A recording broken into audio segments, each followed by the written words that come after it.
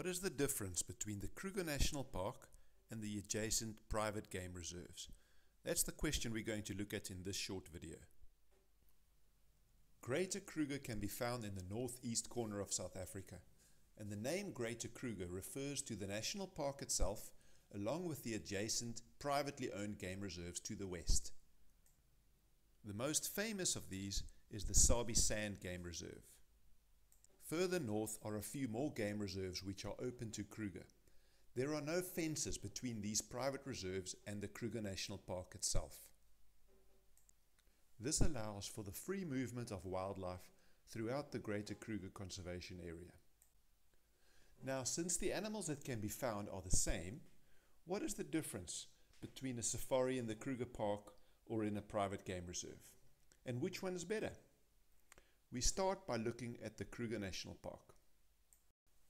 The standard accommodation in Kruger is a simple round bungalow with air conditioning and a small ensuite bathroom. This is not luxury accommodation, but perfectly comfortable. Most units offer either 2 or 3 single beds. Towels and linen are provided. The open-sided safari vehicles in Kruger have a canvas canopy and seating for 9 passengers. It can get a bit windy and chilly, especially during the winter months, but blankets are provided. The visibility from these vehicles is very good. The road network in Kruger is excellent, and many of the main roads are paved. Unlike in the private reserves, no off-roading is permitted in Kruger. All vehicles have to stay on the road at all times. The tar roads have the most traffic, but there are also many gravel roads in Kruger that are a lot more quiet. In Kruger you can expect to see a greater variety of animals and landscapes compared to the private reserves. This is mainly because you'll cover more distance during your game drives, so you'll get to see a lot more of the park.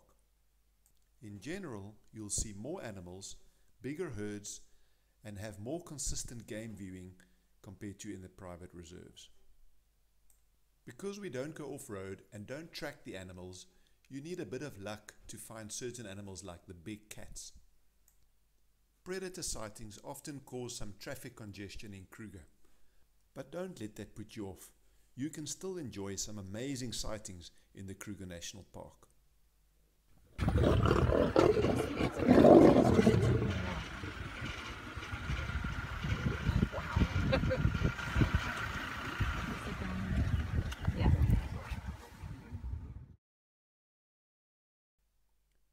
Let's compare now to the privately owned game reserves adjacent to Kruger. There are many different safari lodges to choose from, and overall the accommodation here is more expensive and more luxurious compared to the Kruger National Park. Prices vary a lot, and the nightly rate will depend on the choice of reserve and the level of luxury at your chosen lodge. One of the advantages at the private reserves is the ability to go off-road during game drives. This allows you to get really close to some of the animals and will give you amazing photographic opportunities. Close-up sightings of the Big Five is one of the main attractions of the private reserves. At most lodges, a tracker sits on the front of the vehicle. His job is to help spot the animals, look for animal tracks, and direct the guide when they go off-road. I should mention that a small number of private lodges do not use trackers and do not go off-road during game drives. The Sabi Sand is the most famous of the private reserves and best known for regular sightings of leopards.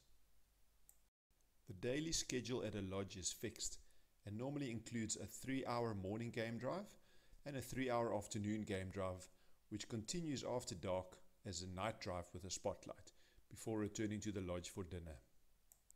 The biggest disadvantage at these private reserves is that your game drives are limited to a fairly small traversing area. You will not cover as much distance and will not get to see the same variety of landscapes and numbers of animals as you can see in the Kruger National Park.